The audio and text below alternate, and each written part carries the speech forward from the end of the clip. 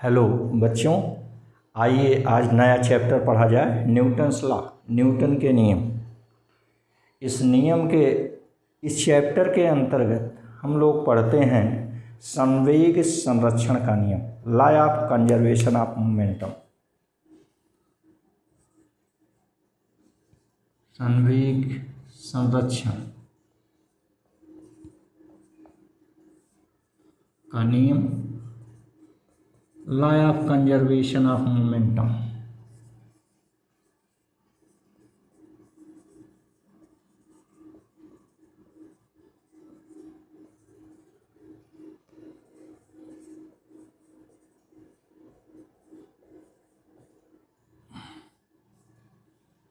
ठीक, संवेग संरक्षण का नियम हम पढ़ते हैं। मान लीजिए कि कोई निकाय दो कणों से मिलकर बना है। इन कणों के द्रव्यमान, वेग, संवेग व अति सूक्ष्म समय डेल्टा टी में संवेग में परिवर्तन क्रमशः m1 m2 v1 v2 p1 p2 delta p1 delta p2 व डेल्टा p है।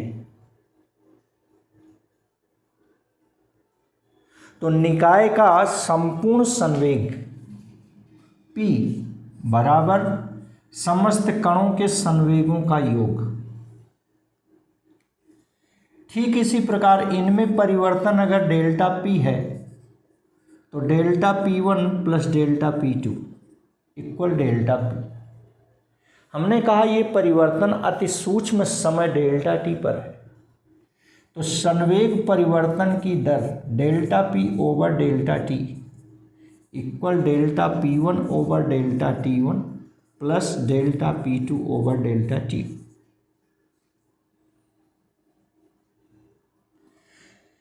चूंकि डेल्टा टी हमने जैसे कि बताया बहुत छोटा है, limit delta t tends to zero delta p over delta t equal limit delta t tends to zero delta p1 over delta t plus limit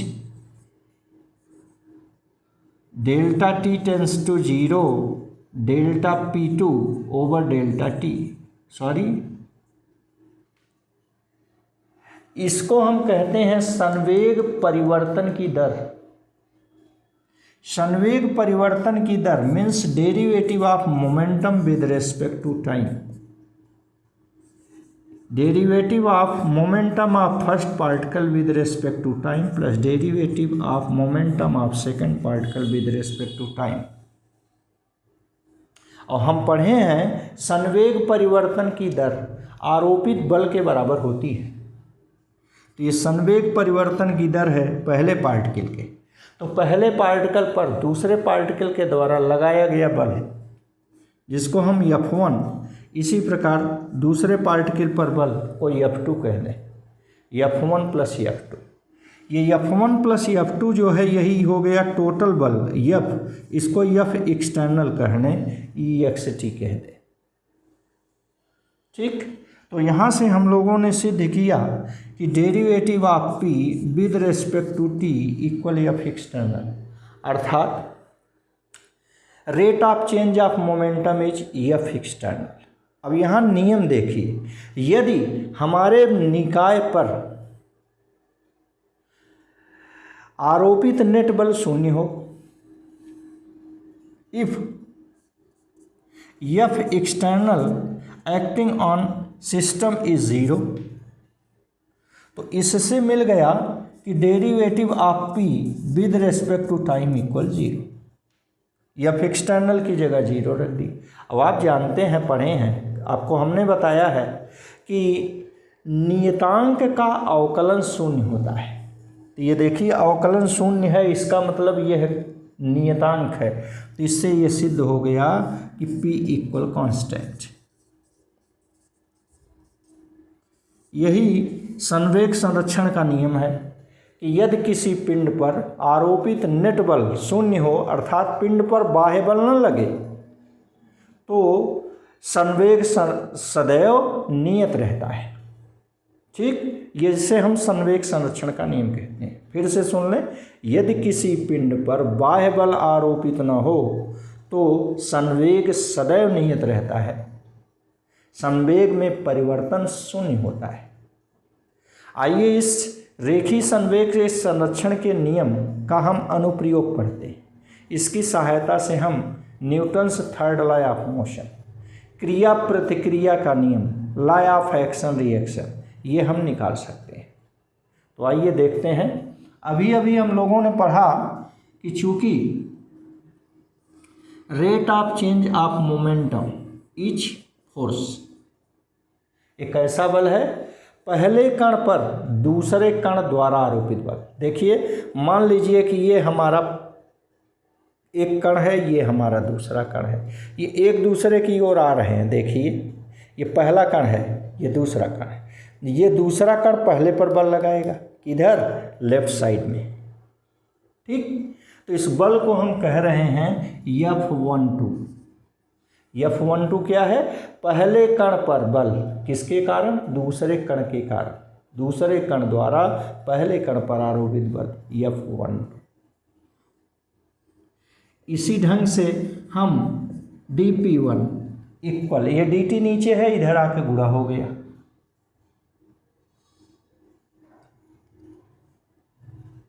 या इसको ऐसे कह दें delta P1 over delta T, ये हो गया डेल्टा P1 इक्वल, ये delta T इधर आ गया F12 इंटू डेल्टा T। इसी प्रकार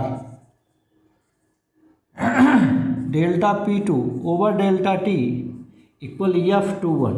F21 का मतलब देखिए, जब ये एक दूसरे की ओर आ रहे हैं तो ये दूसरा कण पहले पर बल लगा रहा है लेफ्ट साइड में, पहला कण दूसरे पर बल लगा रहा है राइट साइड, इसलिए दूसरे कण पर आरोपित बल पहले कण के द्वारा, ठीक, force on second particle due to first, F21 हो गए। यहाँ से हमको मिला delta P2 equal F21 into delta T। ऊपर हम पढ़े हैं चूंकि निकाय के संवेग में परिवर्तन डेल्टा P इक्वल समस्त कणों के संवेग में परिवर्तन का योग delta P1 plus delta P2, ये मान रख दिए जाएं, ये हो गया F12 delta T plus F21 delta T। यहाँ से आप देखें F12 plus F21, delta T को कॉमन ले लें, इंटू डेल्टा T हो गया। आप ध्यान दें कि ये हो गया आपका, ठीक। अब रेखीय संवेग संरक्षण के नियमानुसार संवेग सदैव संरक्षित रहता है, संवेग में परिवर्तन नहीं होता है, अर्थात संवेग में परिवर्तन शून्य होता है। तो ये संवेग में परिवर्तन डेल्टा P, ये रेखीय संवेग संरक्षण का नियम है, दिस इक्वल 0। तो ये हो गया F12 plus F21 into delta T equal. हम पढ़े हैं दो राशियों का गुणनफल शून्य कब होता है, जैसे 5 गुणे 0 बराबर 0 हो गया, इसका मतलब दूसरी राशि 0 हो गई। 0 गुणे 5 बराबर 0, अगर पहली राशि 0 है तब भी इनका गुणनफल 0 है। 0 गुणे 0 बराबर 0, तब भी दो राशियों का गुणनफल तब शून्य होता है या पहली राशि शून्य हो या दूसरी राशि शून्य हो या दोनों शून्य। तो ये समय तो 0 हो नहीं सकता, जब समय 0 नहीं हो सकता तो ये ब्रैकेट वाली पहली राशि 0 होनी चाहिए। This implies F12 plus F21 equal 0, this implies F12 equal minus F21। तो यहाँ से हमको क्या मिला, ध्यान दीजिए कि ये दो बल F1 और F2, ये दो बल बराबर हैं, इनके परिमाण बराबर हैं। चूँकि बल एक सदिश राशि है इसलिए इसमें परिमाण होगा, दिशा होगी, परिमाण तो बराबर है। दिशा देखिए क्या है, ये जो ऋण चिन्ह है यह दिशा को प्रदर्शित कर रहा है, ऋण चिन्ह यह बता रहा है कि यह दोनों बल आपस में विपरीत दिशा में कार्यरत हैं। अब आप यहाँ देख भी सकते हैं कि ये पहला कण है और ये दूसरा कण है, एक दूसरे की ओर ये दोनों आ रहे हैं। जब ये टकराएंगे तो ये दूसरा कण पहले पर बाईं ओर बल लगा रहा है और ये पहला कण दूसरे पर दाहिनी ओर बल लगा रहा है। तो इस नियम से तो ये पता चला कि दोनों बल तो बराबर होते हैं परिमाण में, लेकिन इनकी दिशा एक बाएं ओर है एक दाएं ओर है, दिशा विपरीत होती है। इसी को हम कहते हैं न्यूटन गति विषयक तृतीय नियम या क्रिया प्रतिक्रिया का नियम। इनमें से एक बल जो आपने आरोपित किया, जैसे मान लीजिए आप किसी छोटे बच्चे को मारते हैं, ठीक, अध्यापक मान लीजिए छोटे बच्चे को मारता है कभी, तो उसके हाथ में भी चोट आती है। आप अंदाजिए आप अपने हाथ को किसी दीवार या स्थिर कोई पिंड है उस पर मारिए, तो आप देखिए जितने ज़ोर से आप मारेंगे उतना ही चोट आपके हाथ पर भी लगेगी। तो जो आप मारते हैं जितने बल से, उसको हम क्रिया बल कह दे रहे हैं। इसके बाद दीवार ने या स्थिर पिंड ने जो बल आपके हाथ पर आरोपित किया उसे हम प्रतिक्रिया बल कह रहे हैं। यहाँ एक बात आपको ध्यान देनी है, अगर मान लीजिए कि आपका कोई मित्र आपके दाएं हाथ को 5 न्यूटन के बल से खींचे, बाएं हाथ से दूसरा 5 न्यूटन के बल से खींचे, तो आप पर नेट परिणामी बल 0 होगा। क्यों? क्योंकि बल के परिमाण तो बराबर हैं लेकिन दिशा यहाँ विपरीत है। ठीक वही स्थिति यहाँ भी है, यहाँ भी बल के परिमाण तो बराबर हैं, दिशा विपरीत है। तो इस नियम से तो ये है नेट परिणामी बल 0 हो जाना चाहिए, लेकिन बंधु ऐसा है नहीं। यहाँ आप देखें कि आपके दोनों मित्र बल कहाँ आरोपित कर रहे हैं? आप पर। माने ये बल भी आप पर आरोपित हुआ, ये दूसरा बल भी आप पर आरोपित हुआ। माने यहाँ बल भले अलग अलग हैं लेकिन पिंड एक ही है, इसलिए नेट परिणामी बल 0 हो गया। और ये क्रिया प्रतिक्रिया नियम में आप ध्यान देंगे, थोड़ी सी बुद्धि का प्रयोग करेंगे, देखेंगे यहाँ बल भी अलग हैं और पिंड भी अलग है।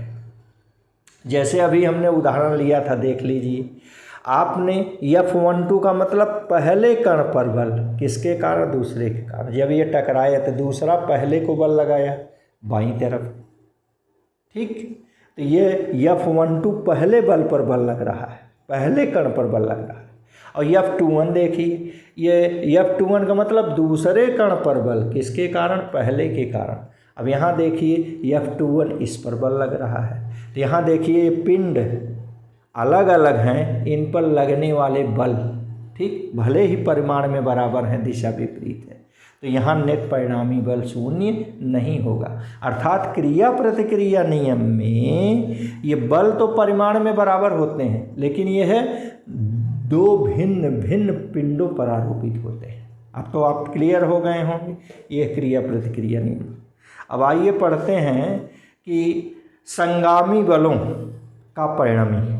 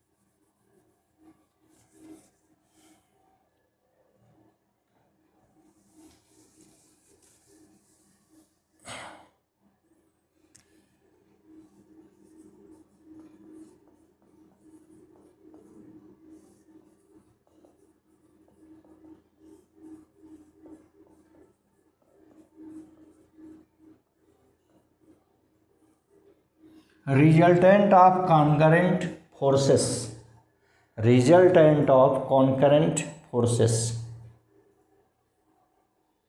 ध्यान दीजिए, मान लीजिए कि किसी बिंदु पर, मान लीजिए यहाँ बिंदु O है, जो कि मूल बिंदु है, ये x अक्ष है, ये y अक्ष है, यह बिंदु O है। ठीक, इसी बिंदुओं पर बहुत से बल चित्रानुसार लगे हैं। मान लीजिए कि एक बल F1 जो कि धन x से अल्फा 1 कोण पर, दूसरा बल F2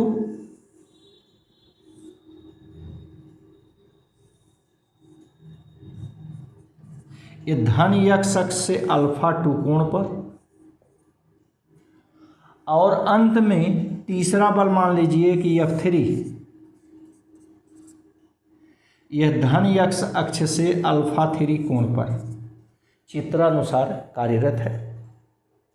आप देखिए ये सब के सब बल एक ही बिंदु पर O पर कार्य कर रहे हैं, इसीलिए हम इन्हें संगामी बल कहते हैं।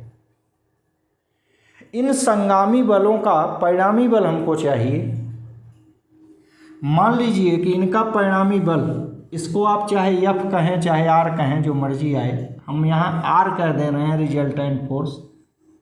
ठीक, जो कि धन x अक्ष से अल्फा कोण बनाता है, ऐसा हमने मान लिया। तो आइए हम इन सभी बलों का F1, F2, F3, F4 और परिणामी बल, इन सभी बलों का क्षैतिज घटक अर्थात x अक्ष के अनुदिश घटक और ऊर्ध्व घटक y अक्ष के अनुदिश घटक निकालते हैं। तो क्षैतिज घटक देखिए Fx बराबर, देखिए F1 का x अक्ष के अनुदिश घटक ये हो गया F1 cos अल्फा 1 धन F2 का F2 cos अल्फा 2 धन, इसी ढंग से F3 का F3 cos अल्फा 3। इसको हम समीकरण 1 कह दें। इसी प्रकार y अक्ष के अनुदिश परिणामी बल का, परिणामी बल R है, तो इसको हम F के बजाय R लिख दे रहे हैं। तो ऊर्ध्व घटक y अक्ष के अनुदिश घटक Ry बराबर F1 sine alpha 1 plus F2 sine alpha 2 plus F3 sine alpha 3 dot dot dot, इसको हम समीकरण 2 कह दें। ठीक, आगे बढ़ें। ध्यान दीजिए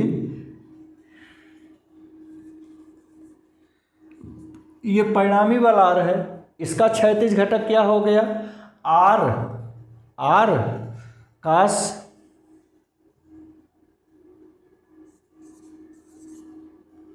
अल्फा, आप इसको अल्फा 1, अल्फा 2, अल्फा 3, अल्फा माने, चाहे इसको थीटा मान लें अगर उनसे अलग करना हो। हमने अल्फा ले लिया, छोड़िए क्या मिटाएं, या थीटा लेना हो ले लीजिए थीटा, इस कोण को हम थीटा लिख दे रहे हैं, आएगा सबसे। और ये हो गया इस परिणामी R का ऊर्ध्व घटक R साइन थीटा। इसको हम समीकरण 1 और समीकरण 2 कह दे रहे हैं। अब आप देखें, यह परिणामी बल R निकालने के लिए हम इन दोनों समीकरणों का वर्ग करेंगे, तो हो जाएगा R square cos square theta, R square sine square theta, इनको जोड़ देंगे तो R square cos square theta plus R square sine square theta, ये आएगा। R स्क्वायर कॉमन ले लेंगे, under bracket cos square theta धन साइन स्क्वायर थीटा आ जाएगा। R स्क्वायर कॉमन हो गया, R कास स्क्वायर थीटा धन साइन स्क्वायर थीटा की जगह 1 लिखेंगे, R square into 1 R square हो जाएगा। ठीक, तो आइए देखते हैं। ये हमने कहा कि इनका आप वर्ग कीजिए और इनको जोड़ दीजिए, ये हो गया। तो ये वर्ग किए तो हो गया R square x plus R square y। तो देखिए इनका वर्ग किए, R square cos square theta धन R square sine square theta, R square जैसे कि हमने कहा कॉमन ले लिए, ये हो गया RX square plus RY square. ये देखिए यहाँ से आर स्क्वायर बराबर, ये तो 1 हो गया, ये हो गया आर एक्स स्क्वायर धन आर वाई स्क्वायर। यहाँ से परिणामी आर बराबर under root R X square plus R Y square. इस ढंग से आपने देखा कि हम सभी बलों का क्षैतिज घटक निकाल लें, ऊर्ध्व घटक निकाल लें, इनका वर्ग करके जोड़कर वर्गमूल ले लें, हमें परिणामी आ जाएगा। ठीक इसी ढंग से इस दूसरे समीकरण में पहले समीकरण से भाग दे दें, तो आर साइन थीटा बटे आर कास थीटा, देखिए ये हो गया आर साइन थीटा बटे आर कॉस थीटा, ये R Y over R X. ठीक, ये आ गया, देखिए आर कट गया यहाँ से, अथवा टैन थीटा बराबर हो गया R Y over R X. यहाँ से कोण थीटा बराबर हो गया tan inverse R Y over R X. तो इस ढंग से अगर संगामी या एक बिंदुगामी समस्त बलों का परिणामी बल निकालना है तो उन सभी बलों का क्षैतिज घटक निकालेंगे, ऊर्ध्व घटक निकालेंगे। ठीक, क्षैतिज घटक आर एक्स, ऊर्ध्व घटक आर वाई आ जाएगा। इनका हम वर्ग करेंगे, जोड़ देंगे, वर्गमूल ले लेंगे, परिणामी आ जाएगा। ऊर्ध्व घटक में क्षैतिज घटक का भाग दे देंगे तो टैन थीटा अर्थात कोण आ जाएगा, धन एक्स अक्ष से परिणामी का झुकाव। इस ढंग से हम इसको निकालेंगे। एक और नियम है, मान लीजिए कि एक बिंदु पर एक कण पर 3 बल लगे हुए हैं, तब हम इनका परिणामी निकालने के लिए लामी थ्योरम लगाते हैं। लामी थ्योरम, लामी प्रमेय।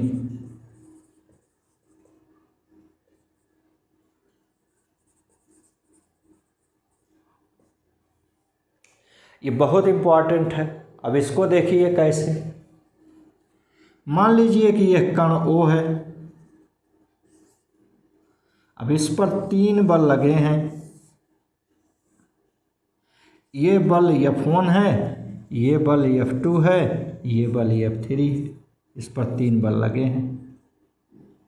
ठीक, ये F1 के सामने जो शेष 2 बल हैं इनके बीच का कोण अल्फा 1, F2 के सामने ये जो शेष 2 हैं इनके बीच कोण अल्फा 2, इसी प्रकार F3 के सामने का ये कोण है अल्फा 3। मान लीजिए ऐसा है। ठीक, तो लामी मैथमेटिशियन उन्होंने बताया कि यदि किसी कण पर 3 बल लगे हों और यह कण संतुलन में हो, यह सिस्टम, यह निकाय संतुलन में हो। ठीक, तो पहला बल शेष 2 बलों के बीच के कोण की ज्या के अनुक्रमानुपाती होता है। मतलब F1 proportional to sine alpha 1। यहाँ से F1 बराबर K इंटू साइन अल्फा 1। इसी ढंग से F2 बराबर K इंटू साइन अल्फा 2 व F3 बराबर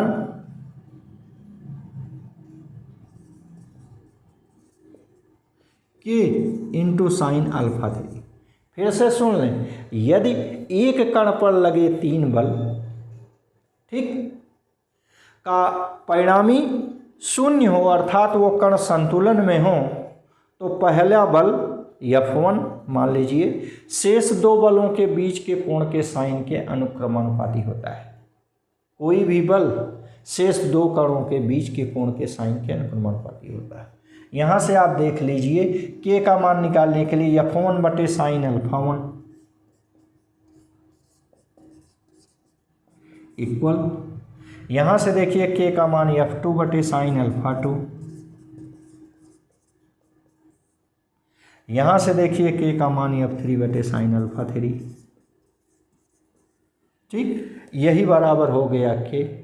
इसे हम लामी थ्योरम कहते हैं और ये बहुत ही इम्पॉर्टेंट है। इसकी सहायता से हम बहुत से सवाल हल करते हैं, निकालते हैं। ठीक, अब आइए पढ़ते हैं लिफ्ट।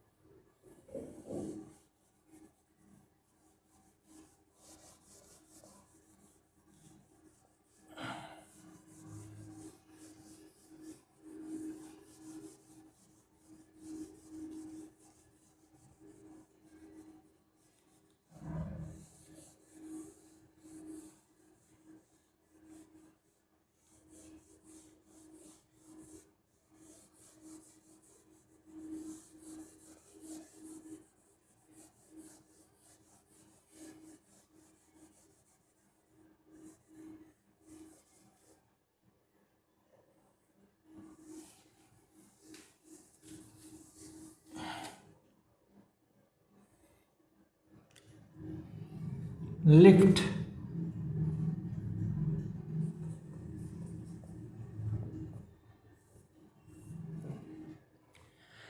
इस लिफ्ट को पढ़ने से पहले हम कुछ फिजिकल टर्म हैं, जैसे रेफरेंस फ्रेम।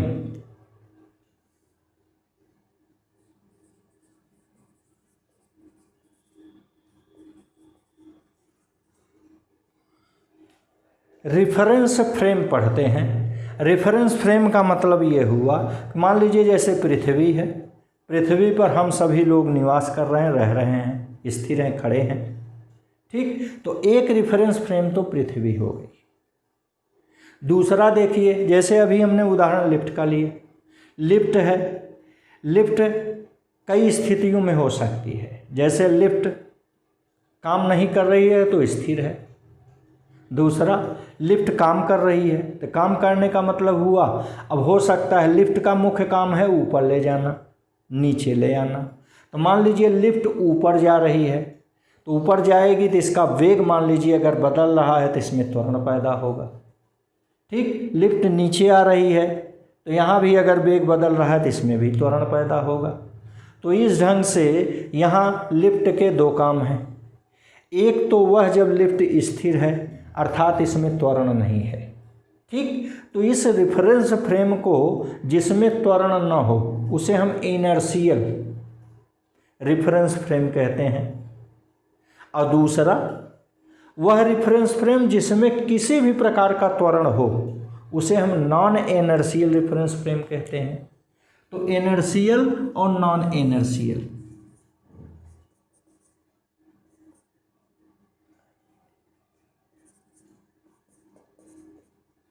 रेफरेंस फ्रेम और दूसरा है non inertial.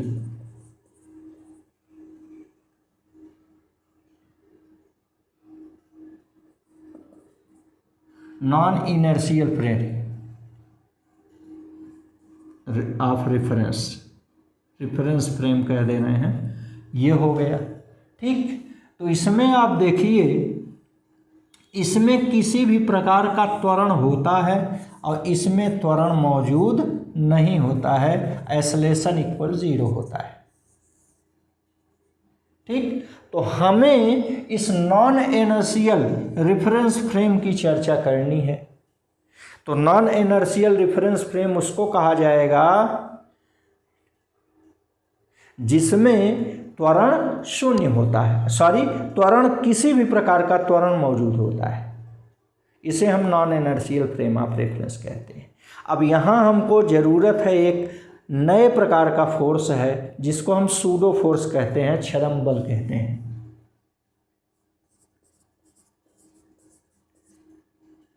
Pseudo force,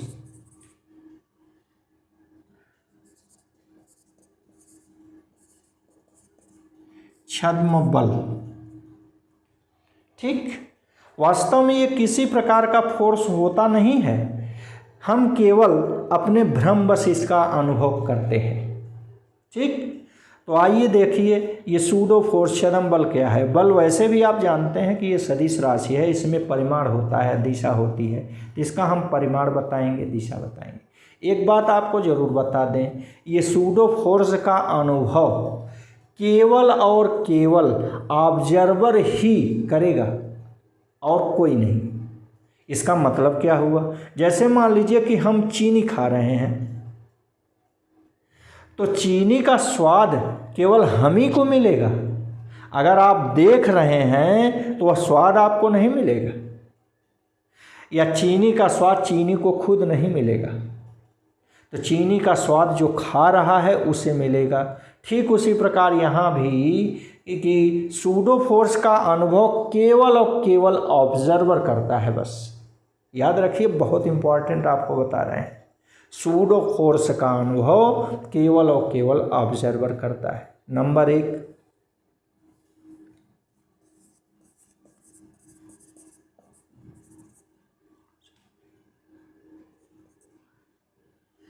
number 2, ये सूडो फोर्स का अनुभव ऑब्जर्वर तभी करेगा जब यह observer non inertial reference frame में हो। ये कहाँ हो observer, non inertial reference frame में हो, तभी ये अनुभव कर सकता है, अदरवाइज ये अनुभव नहीं करेगा। तीसरा,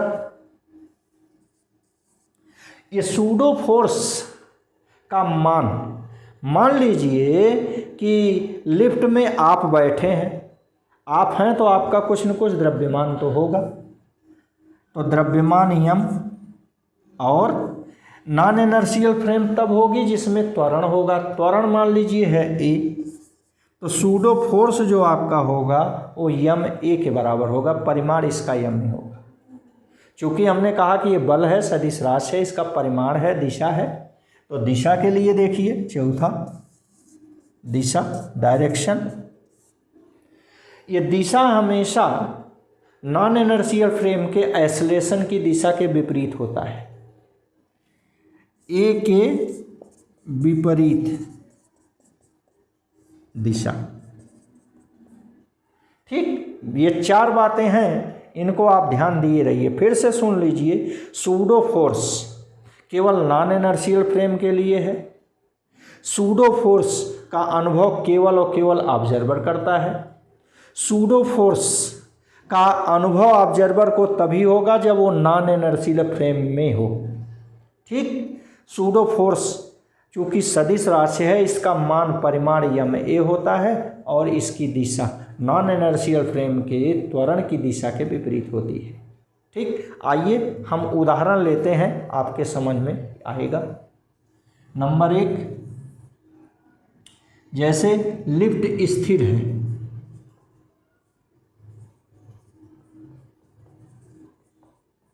स्थिर मतलब इसका वेग शून्य है। बंधु, अगर वेग शून्य है तो फिर त्वरण भी शून्य होगा।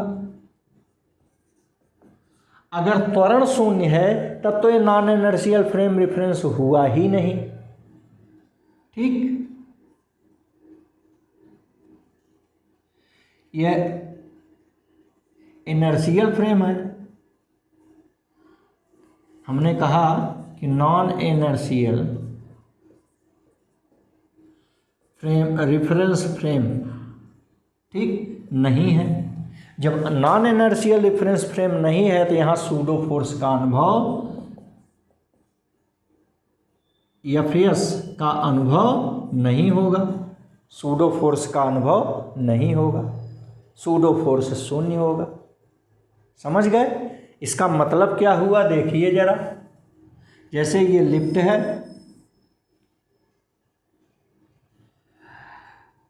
ये देखिए लिफ्ट है,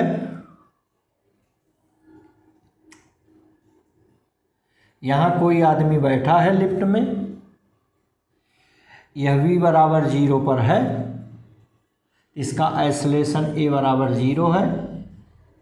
ठीक, जब एक्सेलरेशन a बराबर 0 है तो सूडो फोर्स एफएस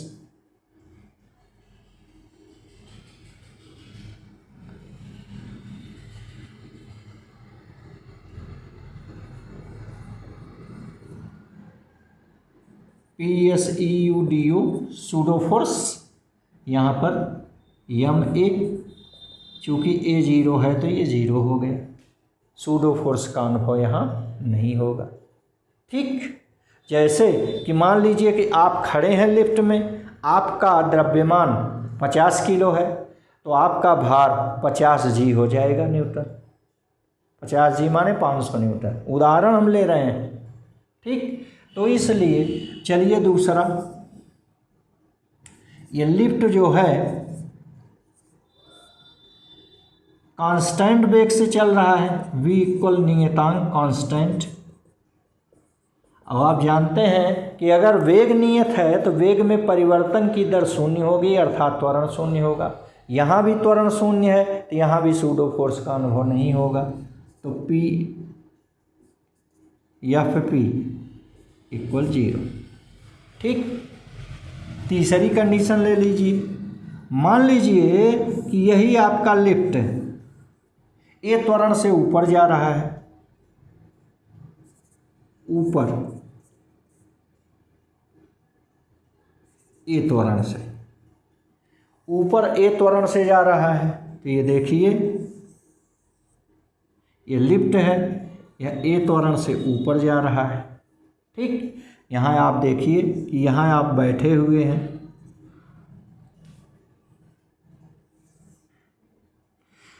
तो देखिए क्या क्या लगेगा, ध्यान से समझिए। नंबर 1, आपका भार बराबर mg, ये तो आप जानते हैं, कहाँ, ऊर्ध्वाधर नीचे की ओर। नंबर 2, सूडो फोर्स छदम बल,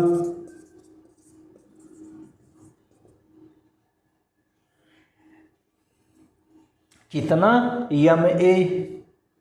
ma। दिशा किधर होगी, नॉन इनर्शियल फ्रेम के त्वरण की दिशा के विपरीत। त्वरण ऊपर है तो सूडो फोर्स नीचे लगेगा, ma। ठीक, और ये लिफ्ट की डोरी है, डोरी में तनाव T होता है, लिफ्ट की डोरी में तनाव T होता है। क्लियर है। और तनाव की दिशा बाद में हम कभी चर्चा करेंगे, तनाव की बताएंगे। वैसे आज हम आपको इतना बता दें, अवे फ्रॉम बॉडी, जहाँ पिंड होता है उसके विपरीत दिशा में तनाव होता है। पिंड कहाँ है, हम लोग यहाँ खड़े हैं, बैठे हैं, तो तनाव इसके अपोजिट होगा, नीचे हैं तो ये ऊपर होगा। तो इसकी चर्चा बाद में करेंगे। तो ये हो गया। ठीक, अब आप देखिए तनाव T ऊपर की ओर है, तो यहाँ इक्वेशन बचा, ऊपर वाला बल T, नीचे देखिए दो दो बल हैं, ma mg, दोनों की दिशा एक ही है इसलिए प्लस कर दिए। ठीक, आप फिर देखें यह तनाव ऊपर की ओर है और ये दोनों बल नीचे की ओर है, इनकी दिशाएं विपरीत हैं तो हमने बीच में माइनस कर दिया, ये बराबर 0, नेट बल 0 है। तो यहाँ से तनाव T बराबर आ गया m a प्लस जी। देखिए m कॉमन ले लिए, a प्लस जी कर दिए। तो इस ढंग से जहाँ हमें अपना भार केवल mg प्रतीत होता, अगर लिफ्ट स्थिर होती तो हमें अपना भार mg प्रतीत होता। याद रखिए, लिफ्ट अगर स्थिर होती तो भार mg प्रतीत होता, लेकिन लिफ्ट यहाँ स्थिर नहीं है, ए त्वरण से ऊपर जा रही है, तो हमें भार mg से कुछ ज़्यादा प्रतीत हो रहा है, mg प्लस ma प्रतीत हो रहा है। यही कारण है कि जब लिफ्ट ऊपर जाती है तो हमें अपना भार अधिक महसूस होता है। आप अंदाजिए, कभी जब आप लिफ्ट से ऊपर चढ़ते हैं तो लगता है कि हम ज़्यादा वजनदार हो गए। अब आइए इसकी चर्चा करते हैं, जब ए त्वरण से लिफ्ट नीचे आ रही है,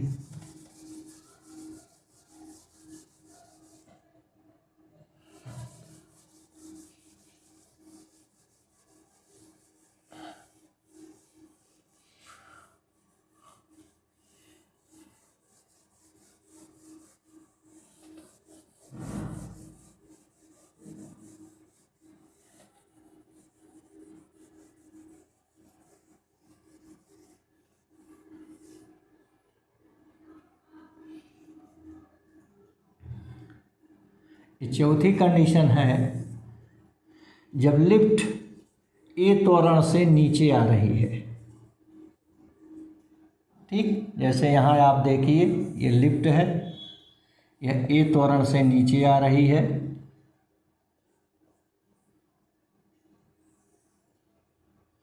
तो यहाँ भी वही स्थित है। नंबर 1, मनुष्य का भार काम करेगा mg, दिशा किधर होगी, ऊर्ध्वाधर नीचे की ओर। ठीक, नंबर 2, चूंकि यहाँ त्वरण है, जब त्वरण है तो ये नॉन इनर्शियल फ्रेम है, नॉन इनर्शियल फ्रेम है तो सूडो फोर्स काम करेगा। सूडो फोर्स अगर है, ठीक, तो उसका मान, सूडो फोर्स को छदम बल यहाँ लिख दे रहे हैं, ma हो गया। ठीक, ma। अब इसकी दिशा देखिए, दिशा के बारे में आपने बताया है कि नॉन इनर्शियल फ्रेम के त्वरण की दिशा के विपरीत। त्वरण देखिए नीचे है तो ये सूडो फोर्स ऊपर काम करेगा, ये सूडो फोर्स ऊपर काम किया ma। ठीक, यहाँ लिख दे रहे हैं ऊपर।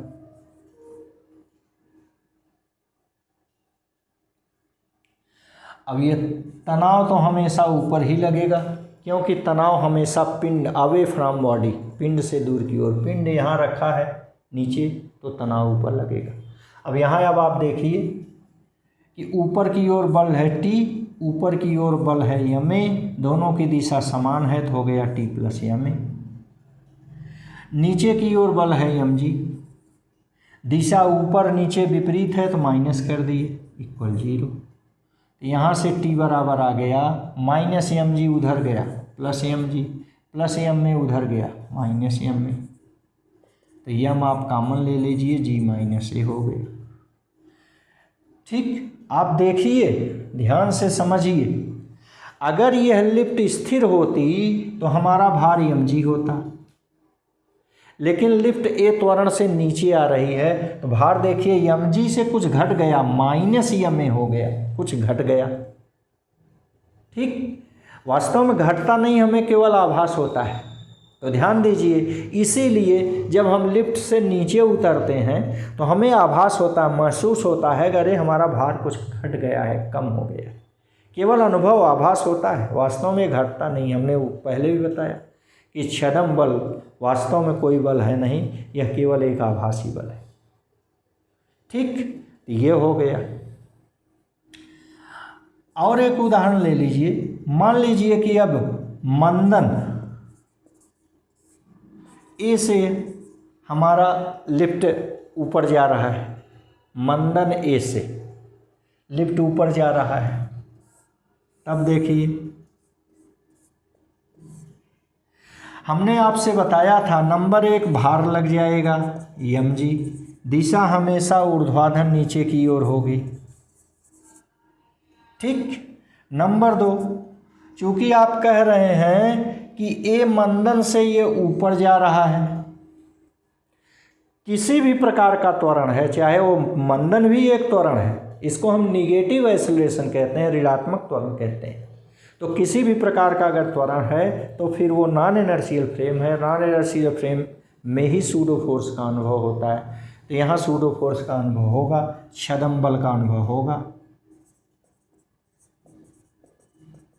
यम में। इसकी दिशा किधर होगी? नियम वही है कि वो जो त्वरण है उसके विपरीत। त्वरण किधर है? ऊपर की ओर। ठीक, मंदन है ऊपर की ओर, मंदन माने ऋण ए त्वरण, तो सूडो फोर्स किधर होगा? उसके विपरीत दिशा में नीचे की ओर, तो सूडो फोर्स नीचे की ओर होगा। यम त्वरण कितना है? माइनस ए, माइनस ए माने मंदन, तो यम माइनस ए, यह चूँकि यह ए मंदन से ऊपर जा रहा है तो इसकी दिशा के विपरीत अर्थात नीचे सूडो फोर्स लगेगा और यह तनाव टी हो गया। क्लियर है? आइए अब इसको देखते हैं। ऊपर की ओर बल लगा टी, नीचे की ओर दो बल लग रहे हैं, यम जी, यम माइनस ए, चूँकि ये दोनों बल नीचे की ओर एक ही दिशा में हैं तो प्लस हो गया। ठीक, फिर ध्यान दीजिए टी ऊपर ये नीचे, दिशा विपरीत है तो माइनस हो गया, ये बराबर 0। तो इसको हम इधर लाएंगे तो ये है टी इक्वल, ये हो गया एम जी प्लस में माइनस का गुणा माइनस एम में, तो यहाँ एम कॉमन हो गया, जी माइनस ए हो गया। तो इस ढंग से आपने देखा कि जब ए मंदन से ऊपर जा रहा है लिफ्ट तो हमें अपना भार कम प्रतीत होगा, कम महसूस होगा। ठीक, तो इस ढंग से आपको हमने लिफ्ट के बारे में बहुत कुछ बताया। सूडो फोर्स के बारे में अंत में हम फिर एक उदाहरण लेकर आपको बढ़िया से बताना चाह रहे हैं।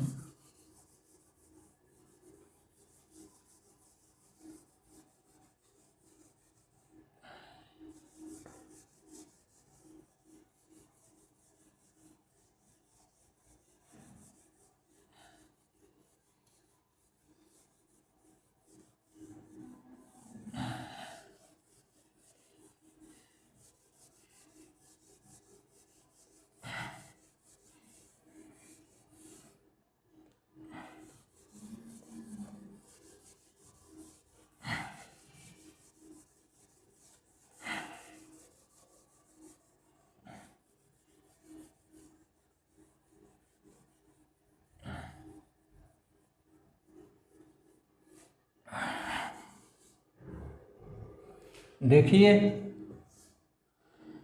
मान लीजिए कि यह जमीन है पृथ्वी,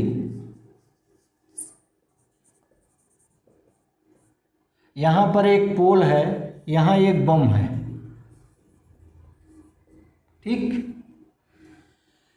और ये जो है लिफ्ट है, लिफ्ट ए त्वरण से मान लीजिए ऊपर जा रही है। इस लिफ्ट के अंदर हम हैं, हम बैठे हैं, ठीक, वीपी। और ये मान लीजिए कि यहाँ आप जमीन पर आप खड़े हैं, यू, ठीक।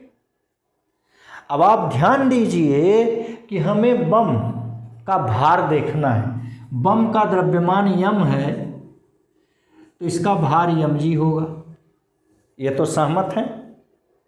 अब हमें बम का भार देखना है, बम के भार का अनुभव करना है। ये देखिए, आप याद कीजिए कि हमने बताया कि सूडो फोर्स छदम बल का अनुभव कब होगा, केवल नॉन इनर्शियल फ्रेम के लिए। नॉन इनर्शियल फ्रेम माने जहाँ त्वरण होगा।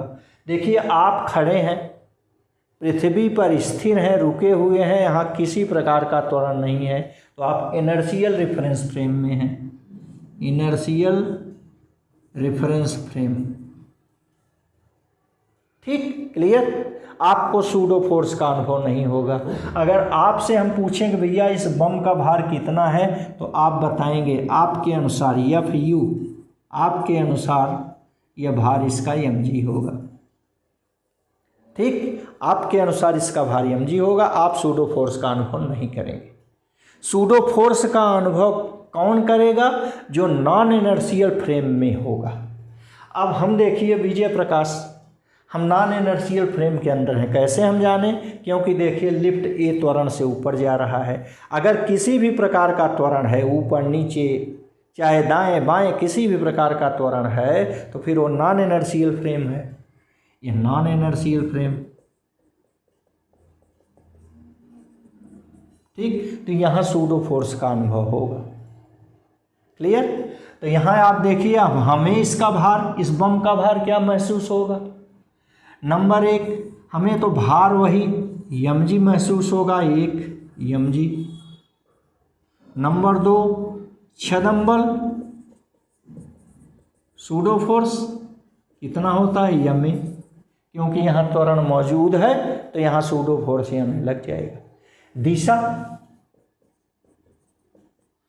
त्वरण के विपरीत, त्वरण देखिए ऊपर है तो यह नीचे की ओर लगेगा। दिशा किधर होगी? नीचे की ओर। अब जरा सा इक्वेशन बनाइए, देखिए ये लिफ्ट है, फिर से हम चित्र बना लिए, लिफ्ट है, यहाँ हम हैं, ठीक। अब आप देखिए, एक तो इसका भार mg लगा, लिफ्ट ए त्वरण से ऊपर जा रही है, तो जाहिर सी बात है त्वरण है तो सूडो फोर्स ma लगेगा। दिशा, त्वरण ऊपर है तो ये नीचे की ओर लगेगा। डोरी में तनाव T होगा, ठीक, डोरी में तनाव T होगा।